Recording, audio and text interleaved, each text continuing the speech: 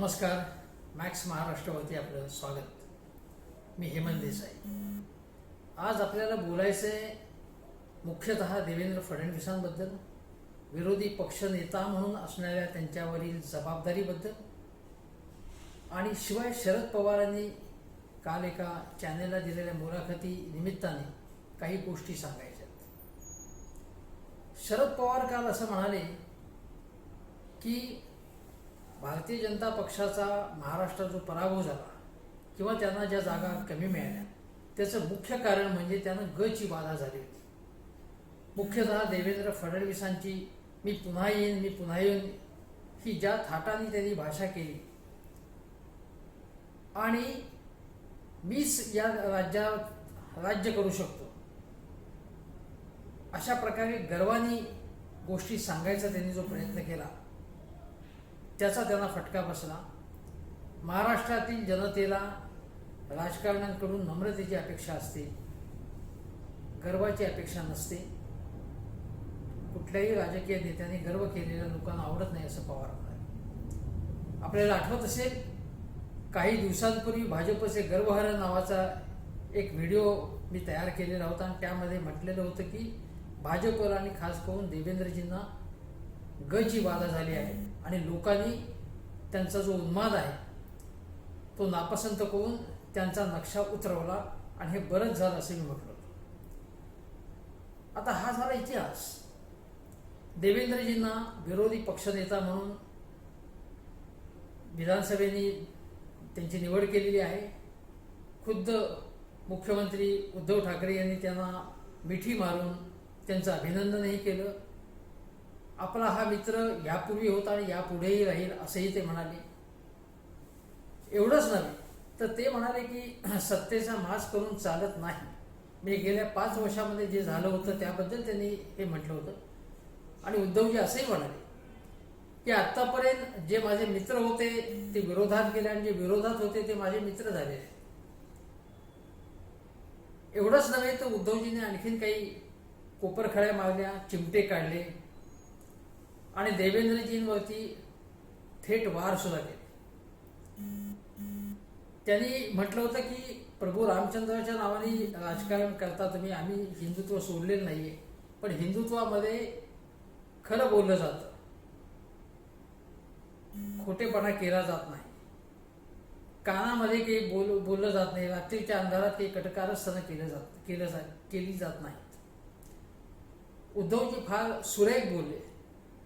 उद्धवजींचं भाषण नेहमीच चांगलं होतं अशातला भाग नाही, पण कधीतरी त्यांचा सूर लागतो. तसा सूर विधानसभेमध्ये त्यांचा लागला होता हे मान्यच करायला लागेल आणि त्याबद्दल त्यांचं कौतुक करायला लागेल. परंतु आज आपल्याला लक्षात घेतलं पाहिजे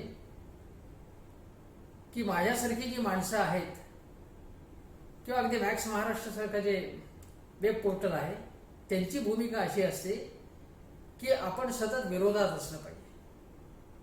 सर्वसामान्य माणसाचा आवाज, त्याची गाऱ्हाणी, त्याची दुःख मांडली पाहिजे.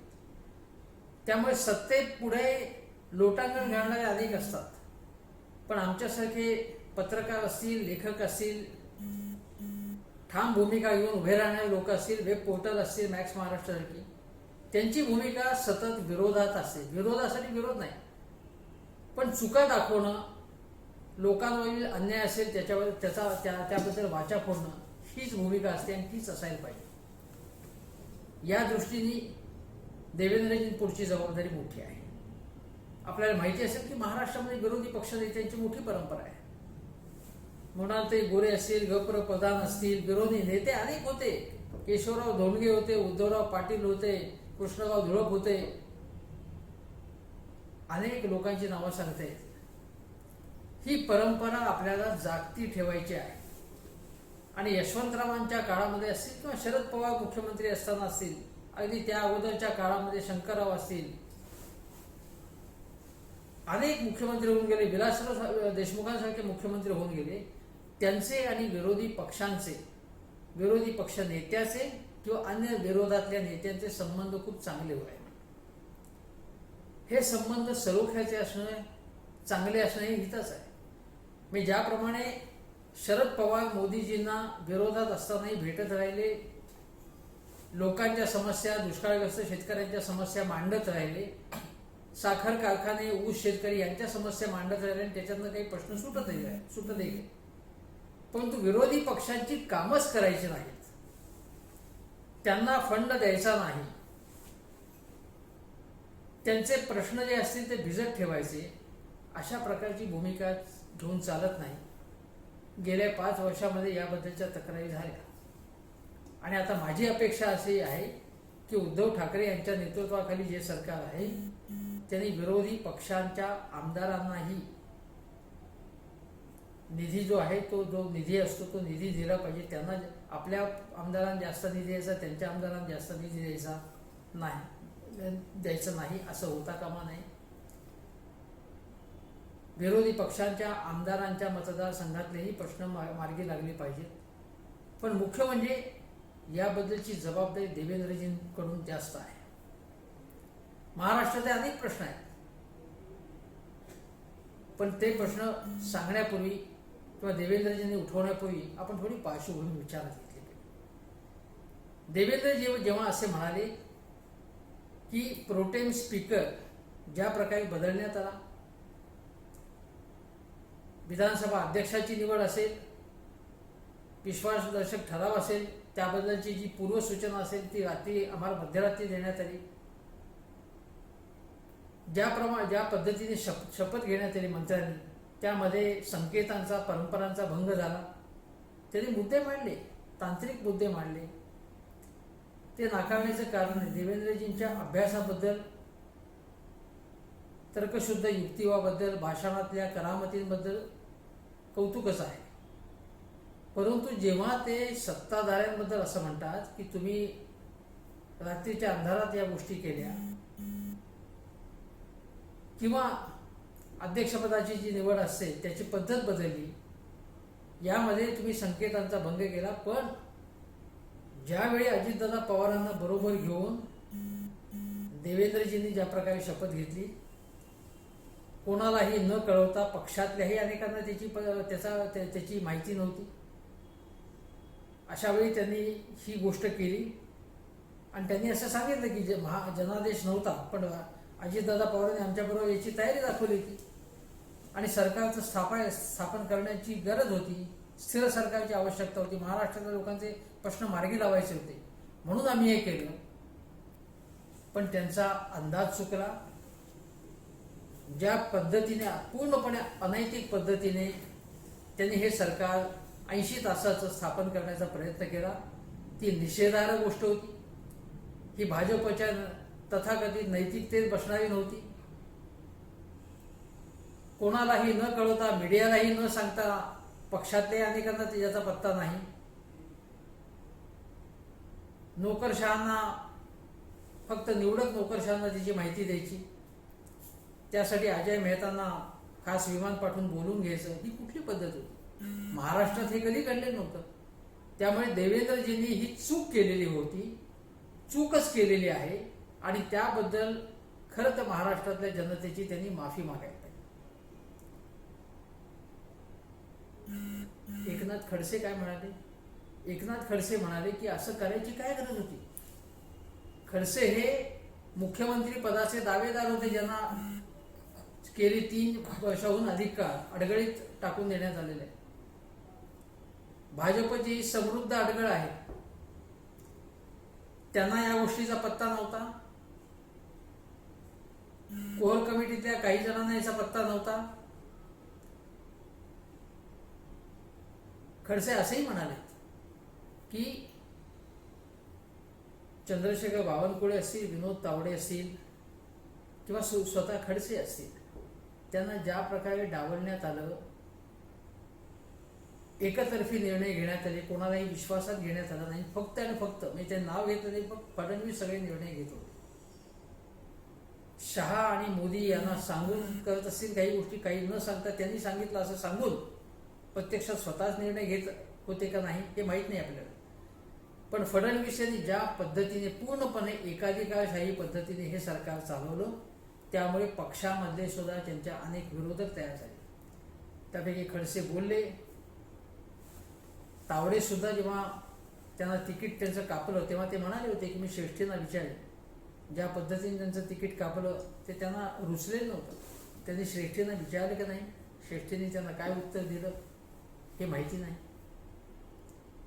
त्यामुळे पक्षामध्ये फडणवीस यांच्याबद्दल नाराजी आहे हे स्पष्ट आहे. आणि खडसे तर म्हणाले की जवळजवळ 20 ते 25 जागा हे पक्षामध्ये पक्ष एकसंध नसल्यामुळे 20 ते 25 जागा गमवाव्या लागल्या. शिवाय राष्ट्रवादी काँग्रेस वगैरे पक्षामधनं ज्या पद्धतीने आवक झाली त्यामुळे पक्षाचा तोंडवळा बदलला, पूर्णपणे बदलला. हे संघाला कितपत आवडलं माहिती नाही. एवढंच नव्हे तर शिवसेनेशी कुठल्याही प्रकारचा कॉन्टॅक्ट ठेवू नका, शिवसेनेच्या नेत्यांनी फोन केला तरी घेऊ नका, असं संघाच्या श्रेष्ठींना सांगण्यात आलं. अशी ही बातमी प्रसिद्ध झालेली आहे. म्हणजे शिवसेनेशी डायलॉगच ठेवायचं नाही कुठल्याही प्रकारचा. शिवसेनेची मागणी जी आहे ती ऐकायची नाही. हे काय आहे? भाजपमध्ये अशा प्रकारे कधी होत नव्हतं. सामूहिक पद्धतीने निर्णय होत होते. त्यामुळे या पुढच्या 5 वर्षामध्ये देवेंद्रजींना इतर नेत्यांना विश्वासात घ्यावा लागेल आणि त्यामध्ये पंकजा मुंडे यांचाही समावेश आहे. पंकजाताईंच्या तर फेसबुकच्या पोस्टमध्ये मावळे या शब्दाचा उल्लेख आहे. त्यांची अस्वस्थता कुठल्याही प्रकारे लपून राहिलेली नाही. त्यांचा पराभव जो झाला ज्या पद्धतीने, त्यासाठी पक्षातून काही फूस मिळाली का असाही संशय त्यांच्या जवळच्या लोकांना वाटतो आहे. धनंजय मुंडे आणि देवेंद्र फडणवीस यांचे संबंध ज्या प्रकारे सौहार्दाचे किंवा सलोख्याचे आहेत त्याबद्दल सुद्धा पंकजाताईंच्या वर्तुळामध्ये शंका वाटते. त्यांना ते अस्वस्थ आहेत. त्यांनाही अजितदादांबरोबर सरकार स्थापन करण्याच्याबद्दल त्यांना कल्पना नव्हती. त्या कोअर कमिटीत आहेत पण सगळे निर्णय त्यांना माहिती नाहीत. टेक्निकली ते आहे तेवढंच, औपचारिकता आहे केवळ ते त्या कोअर कमिटीत आहे. त्यामुळे भारतीय जनता पक्षामध्ये एक प्रकारे दुफळी माजलेली आहे की काय असा प्रश्न निर्माण होतो. विरोधी पक्षनेते म्हणून काम करताना प्रथम आपल्या पक्षामध्ये हे जे दुभंगलेपण आलेलं आहे, हा जे अविश्वास आहे, लोकांची नेत्यांची अस्वस्थता आहे, ती देवेंद्रजींना दूर करावी लागेल. प्रश्न अनेक आहेत महाराष्ट्रापुढे. श्वेतपत्रिका काढण्यात येणार आहेत, परंतु महाराष्ट्राच्या डोक्यावरती आज 5.6 लाख कोटी रुपयांचं कर्ज आहे. ज्यावेळी 2014 मध्ये सत्तांतर झालं त्याच्या अगोदरच्या काळामध्ये लोकशाही आघाडी सरकारने कसं कर्ज करून ठेवलं आहे हे फडणवीस सरकार सांगत राहिलं आणि त्यांनी सुद्धा कर्जाचा बोजा वाढवून ठेवला.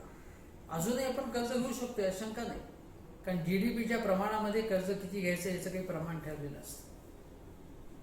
पण हे कर्ज कशासाठी घेतोय आपण, कर्जाचा वापर कशा रीतीने केला जातो आहे,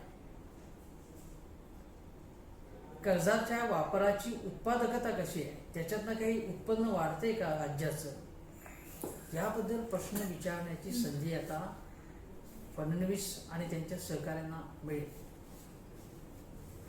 महाराष्ट्रातील अनेक प्रकल्प जे आहेत ते अर्धवट अवस्थेत आहेत, रेंगाळलेले आहेत, विशेषतः सिंचनाचे प्रकल्प. त्याचा प्राधान्यक्रम फडणवीस सरकारने ठरवून दिलेला होता. त्याची अंमलबजावणी कशी होणार, सिंचनाची टक्केवारी वाढवण्यासाठी काय केलं जाणार, जलयुक्त शिवार योजना ही राबवली जाईल का ती सोडून दिली जाईल, केवळ अगोदरच्या सरकारने म्हणजे फडणवीस सरकारने ती राबवली म्हणून, असे अनेक प्रश्न आहेत. याबद्दल ठाकरे सरकारला प्रश्न विचारण्याचा पूर्ण अधिकार फडणवीसांना आहे. मुख्य म्हणजे आज बघितलं तर देशामध्ये मंदीचं वातावरण आहे. मंदी कुठल्या क्षेत्रात नाही, इन्फ्रास्ट्रक्चरमध्ये आहे, शेती क्षेत्रामध्ये आहे, उत्पादन क्षेत्रामध्ये आहे, म्हणजे मॅन्युफॅक्चरिंग सेक्टरमध्ये आहे, आपली गती विकासाची 60%, 6%, तिथून 5%, आता 4.5% अशी घसरत आहे. नवीन गुंतवणूक येत नाहीये आपल्याकडे, निर्यात वाढत नाहीये, बँका कर्ज द्यायला तयार पण कर्ज घ्यायला लोक तयार नाहीत. मुद्रा लोन खाली अनेकांना, योजनेखाली अनेक तरुण उद्योजकांना कर्ज देण्यात आली. बघा आम्ही किती कर्ज देतो आहे, कशा पद्धतीने उत्पादन क्षेत्र वाढत आहे असे दावे करण्यात आले मोदी सरकारकडनं. प्रत्यक्षामध्ये थकीत कर्जांची संख्या किंवा त्याचं प्रमाण एकूण हे 10% वर गेलेलं आहे. आणि याच्यामध्ये महाराष्ट्राचा सुद्धा वाटा आहे. महाराष्ट्रामध्ये मेक इन इंडिया जो कार्यक्रम, मेक इन महाराष्ट्र हा कार्यक्रम वाजत गाजत मुंबईमध्ये त्याची घोषणा झाली. त्याचं काय होणार आहे, तो कायम स्वरूपी ठेवण्यात येणार आहे का सोडून दिला जाणार आहे. मुख्य म्हणजे महाराष्ट्रामध्ये रोजगार वाढवण्याच्या दृष्टीने काय केलं जाणार आहे. सरकारकडे योजना काय आहे रोजगार वाढवण्याची. मग मी सांगेन की याबद्दल विधायक सूचना सुद्धा विरोधी पक्षांनी केल्या पाहिजे. भाजपकडे सुधीर मुनगंटीवार असतील, गिरीश महाजन असतील, स्वतः फडणवीस आहेत, अनेक चांगले वक्ते आहेत, आशिष शेलार आहेत. ते मुंबईच्या विकासाबद्दल सुद्धा प्रश्न विचारू शकतात. उदाहरणार्थ समृद्धी महामार्गाची योजना, ही समृद्धी महामार्गाची योजना जर आता सुरू आपण ती घेतलेली आहे, त्याची मोठ्या प्रमाणात जमीन संपादन करण्यात आलेले आहे आणि त्या शिवसेना सुद्धा त्या पक्ष सरकारमध्ये होती. एकनाथ शिंदेकडे मोठी जबाबदारी होती. शेतकऱ्यांचा सुरुवातीला विरोध होता, त्यानंतर तो विरोध कमी झाला. तर समृद्धी महामार्ग योजना ही राबवण्यात आली पाहिजे.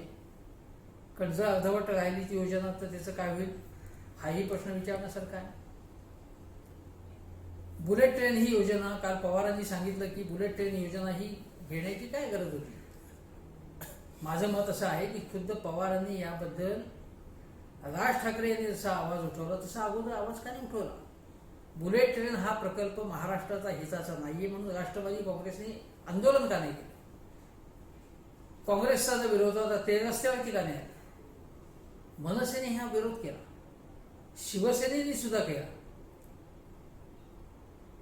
आज आता बुलेट ट्रेनचा प्रकल्प जो आहे, फडणवीस असं म्हणाले की तो प्रकल्प केंद्र सरकारचा आहे, महाराष्ट्र सरकारचं काम फक्त भूसंपादनाचं आहे, महाराष्ट्राचा एकही पैसा त्यामध्ये खर्च होणार नाहीये. मग या संबंधी फडणवीसांना मुद्दे उपस्थित करता येतील.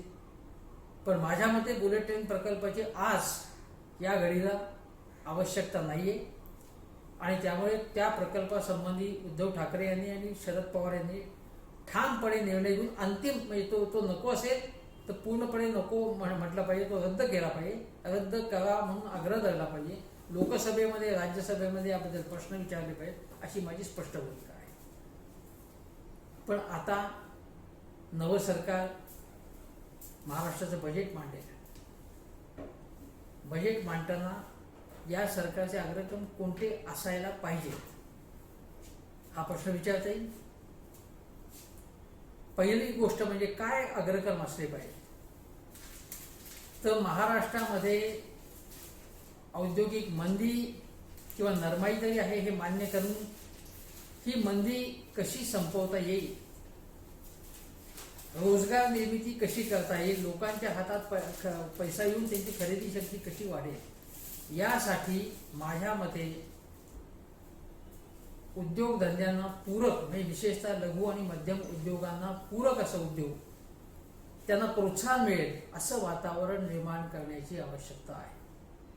दुसरी गोष्ट म्हणजे महाराष्ट्रामध्ये अन्न प्रक्रिया उद्योगधंदे कसे वाढतील आणि शेतकऱ्यांना शेतीखेरीज उत्पादनाचं दुसरं साधन कसं मिळेल यासाठी ठोस प्रयत्न करण्याची आवश्यकता आहे.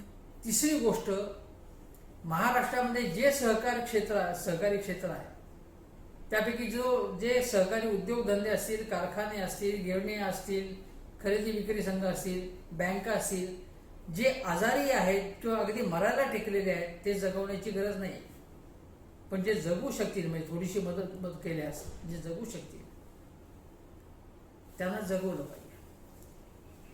जे फायद्यात आहेत उद्योगधंदे सहकारी त्यांना पुष्टी कशी मिळेल यासाठी स्वतंत्रपणे सहकार धोरण आणलं पाहिजे. सहकार क्षेत्राचं कॉर्पोरेटीकरण कसं करता येईल हे बघितलं पाहिजे. यासंबंधी प्रश्न विचारण्याची आवश्यकता आहे. आणि सगळ्यात मुख्य मुद्दा आहे तो शेतकऱ्यांचा. शेतकऱ्यांना त्यांची शेती फायद्यात चालली नाही तर जगणं मुश्किल होतं.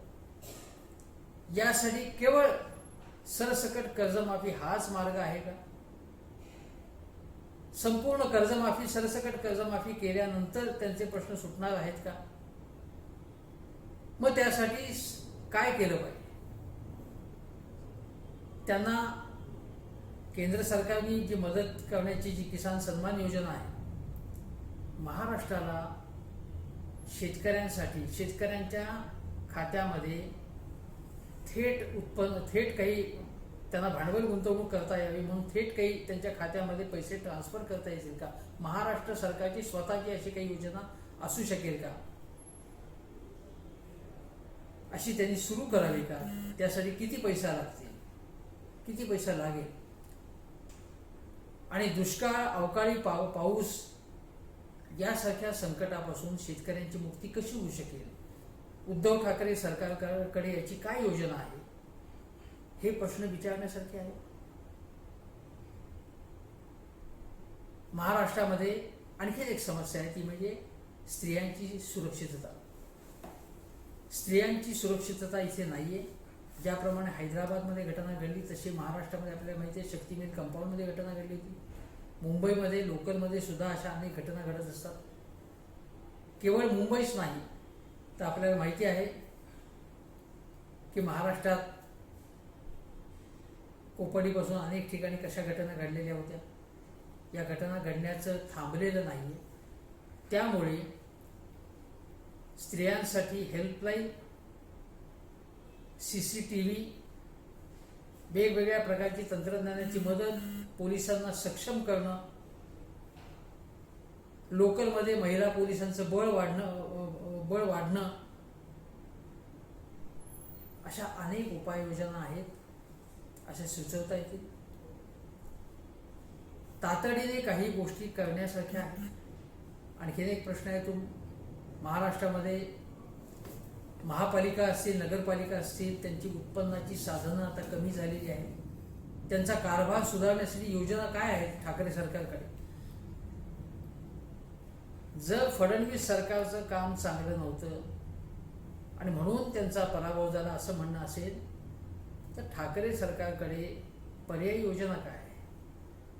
उद्योगधंदा वाढीची, शेतीमधल्या मूलगामी सुधारणांची, निर्यात वाढवण्याची, रोजगार वाढवण्याची, महाराष्ट्राचं उत्पन्न वाढवण्याची काय योजना आहे? स्थानिक स्वराज्य संस्था बळकट करण्याची काय योजना आहे? वयोवृद्धांना आधार देण्याची काय योजना आहे? हे प्रश्न विचारण्यासारखे आहे आणि हे कळीचे प्रश्न आहे. त्यामुळे आम्ही काय केलं, तुम्ही काय केलं हे फक्त यासंबंधी केवळ कुरघोडीचं राजकारण न करता फडणवीसांकडनं अपेक्षा आहे ती अशा अभ्यासपूर्ण विरोधाची, पर्याय योजना सुचवण्याची. भले त्यांनी या सरकारला खिंडीत पकडावं, कोंडीत पकडावं, पण प्रश्न विचारण्यापासून थांबू नये. हे प्रश्न फडणवीस यानंतरही विचारतील, त्यांचे सहकारी सुद्धा विचारतील.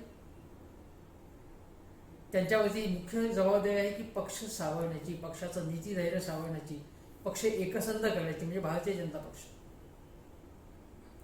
कारण आपण लक्षात घेतलं पाहिजे की आता नागरिकत्वाचं विधेयक असेल किंवा नागरिकांची नोंदणी असेल, यासारख्या प्रश्नांवरून, घुसखोरीच्या प्रश्नांवरून, राष्ट्रवादाच्या प्रश्नावरून भारतीय जनता पक्ष राजकारण करणं हे स्पष्ट आहे. संपूर्ण विरोधी स्पेस जी आहे महाराष्ट्रातली ती भाजपला मिळालेली आहे. शिवसेनेने केवळ मराठीपणाचा जो आहे म्हणजे परप्रांतीयांना विरोध हा मुद्दा आता हा मुद्दा फार त्यांनी धरून ठेवलेला नाही. आणि त्याचवेळी आम्ही हिंदुत्व सोडले नाही असं म्हणता म्हणता ते राष्ट्रवादी आणि काँग्रेसच्या जवळ आलेले आहे. अशा वेळी काँग्रेस आणि राष्ट्रवादी यांची विचारसरणी आहे ती बहुसंख्य लोकांच्या म्हणजे हिंदू समाजाच्या कडे झुकणारी असेल. म्हणजे सेक्युलरिझम करणं म्हणजे सेक्युलरिझम म्हणजे राज्य सत्तेने किंवा राजकारण्यांनी कुठल्याही एका धर्माच्या बाजूने व्यवहार करायचा नाही. धर्माला सत्तेमध्ये म्हणजे सरकारच्या कारभारात ढवळाढवळ करून द्यायची नाही. अशा प्रकारची धर्मनिरपेक्षतेची अपेक्षा कुठल्याही सरकारकडनं असते. पण काँग्रेस आणि राष्ट्रवादी आता मुसलमानांचं आम्ही लांगुलचालन करतो ही प्रतिमा पुसून टाकण्यासाठी ते सॉफ्ट हिंदुत्वाकडे वळत आहेत. आणि त्याचवेळी शिवसेना जी आहे ती आपली मुस्लिम विरोधी दलित विरोधी प्रतिमा बदलत आहे. अशा वेळी ते हे तीन पक्ष एकत्र झालेले आहेत. परंतु तरी सुद्धा मी म्हटलं त्याप्रमाणे नागरिकत्वाचं विधेयक असेल, घुसखोरांचा प्रश्न असेल, या प्रश्नांवरून या तीन पक्षांमध्ये मतभेद निर्माण होऊ शकतात. त्यांच्यामधल्या विसंगती संपल्यात अशातला भाग नाही. कारण कुठलाही पर्याय नसल्यामुळे हे पक्ष एकत्र आलेले आहेत. त्याने आपापल्या विचारसरणी पूर्णपणे सोडून दिल्यात अशातला भाग नाही.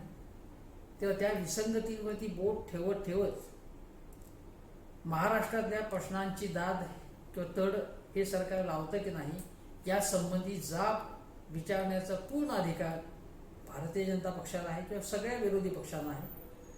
विरोधी पक्षांनी ही जबाबदारी समर्थपणे निभवावी हे अतिशय महत्त्वाचं आहे.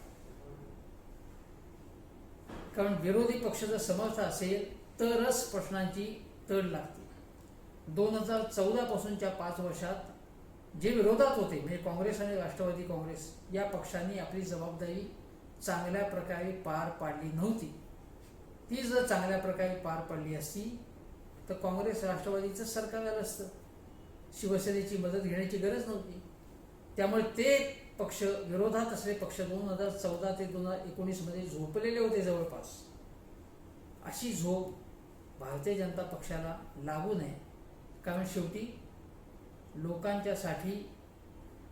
लोकांच्या बाजूने लढणारे हे कुठलाही पक्ष असेल तो लोकांच्या बाजूने लढतो आणि लढावं अशी अपेक्षा असते. सत्तारूढ पक्षाला त्यांनी सवाल विचारलेच पाहिजेत आणि असे सवाल जबाब झाले. विधानसभेमध्ये चांगल्या प्रकारे चर्चा झाली. माझ्या मते उद्धव ठाकरे आणि देवेंद्रजींबद्दल जे काही वादयुद्ध झालं किंवा जयंत पाटलांनी ज्या प्रकारे भाषण केलं त्यामुळे केवळ रंगत आली असं नाही, चांगला युक्तिवाद झाला. अनेक मुद्दे लोकांच्या समोर आले. लोकांच्या प्रश्नांची चर्चा याच पद्धतीने सभागृहात झाली, सभागृहाबाहेर झाली. आणि त्यामध्ये देवेंद्र फडणवीस यांनी जर पुढाकार घेतला तर त्यांचं कौतुक करण्यासाठी माझ्यासारखे अनेक लोक पुढे येतील. कारण त्यामुळे लोकांच्या प्रश्नांची तड लागण्यासाठी मदत होणार आहे. आज एवढंच, इथेच थांबतो.